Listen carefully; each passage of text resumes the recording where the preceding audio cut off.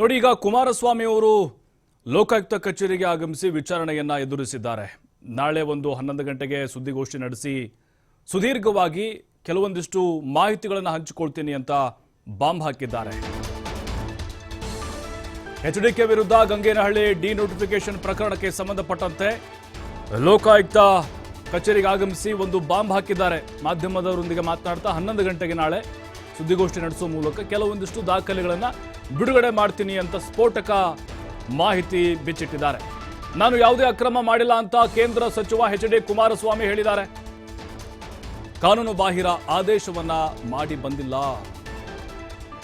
ಈ ಸರ್ಕಾರದಿಂದ ನನಗೆ ಏನೂ ಮಾಡೋಕ್ಕಾಗುವುದಿಲ್ಲ. ನನ್ನನ್ನು ಲೋಕಾಯುಕ್ತ ಪೊಲೀಸರು ವಿಚಾರಣೆಗೆ ಕರೆದಿದ್ರು, ವಿಚಾರಣೆಗೆ ಹಾಜರಾಗಿದ್ದೇನೆ. ಏನಕ್ಕೆ ಹೇಳಿದ್ದಾರೆ, ಅದಕ್ಕೆ ದಾಖಲೆ ಕೊಟ್ಟಿದ್ದೀನಿ, ಉತ್ತರ ಕೊಟ್ಟಿದ್ದೀನಿ ಅಂತ ಕುಮಾರಸ್ವಾಮಿ ಅವರು ಹೇಳಿದ್ದಾರೆ. ವಿಚಾರಣೆ ಮುಗಿಸಿ ಹೊರಬಂದ ನಂತರ ನಾನು ಯಾರಿಗೂ ಹೆದರಲ್ಲ ಅಂತ ಸಿಎಂ ಸಿದ್ದರಾಮಯ್ಯ ಹೇಳಿದಾರಲ್ವಾ. ಕೋರ್ಟ್ ಆದೇಶ ಕೊಟ್ಟ 48 ಗಂಟೆಗಳ ಕಾಲ ಎಫ್ಐಆರ್ ಹಾಕಿಲ್ಲ. ಎರಡು ದಿನಗಳ ಕಾಲ ಸರ್ಕಾರದ ವಿರುದ್ಧವೂ ಕೂಡ ಈ ಸಂದರ್ಭದಲ್ಲಿ ಕುಮಾರಸ್ವಾಮಿ ವಾಗ್ದಾಳಿ ನಡೆಸಿದರು. ಸರ್ಕಾರ ನಡೀತಾ ಇತ್ತು, ಬಾಹಿರವಾಗಿ ಮಾಡ್ತಕ್ಕಂಥವನಲ್ಲ ನಾನು. ಎಂದೂ ಸಹ ಈ ಸರ್ಕಾರದಲ್ಲಿ ನನ್ನನ್ನು ಏನೂ ಮಾಡಲಿಕ್ಕೆ ಸಾಧ್ಯ ಇಲ್ಲ.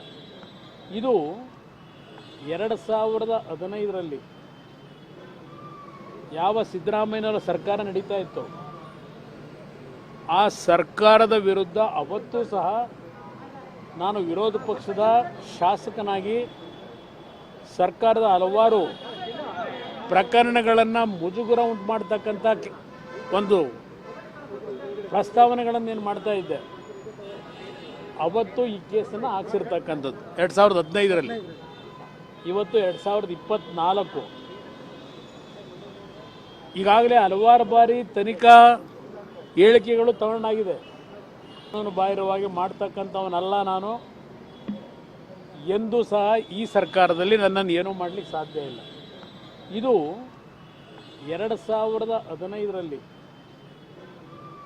ಯಾವ ಸಿದ್ದರಾಮಯ್ಯನವರ ಸರ್ಕಾರ ನಡೀತಾ ಇತ್ತು, ಆ ಸರ್ಕಾರದ ವಿರುದ್ಧ ಅವತ್ತೂ ಸಹ ನಾನು ವಿರೋಧ ಪಕ್ಷದ ಶಾಸಕನಾಗಿ ಸರ್ಕಾರದ ಹಲವಾರು ಪ್ರಕರಣಗಳನ್ನು ಮುಜುಗರ ಉಂಟು ಮಾಡ್ತಕ್ಕಂಥ ಒಂದು ಪ್ರಸ್ತಾವನೆಗಳನ್ನು ಏನು ಮಾಡ್ತಾ ಇದ್ದೆ.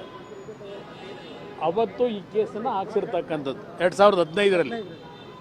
ಇವತ್ತು 2024. ಈಗಾಗಲೇ ಹಲವಾರು ಬಾರಿ ತನಿಖಾ ಹೇಳಿಕೆಗಳು ತಗೊಂಡಾಗಿದೆ. ನಾನು ಬಾಹಿರವಾಗಿ ಮಾಡ್ತಕ್ಕಂಥವನಲ್ಲ ನಾನು.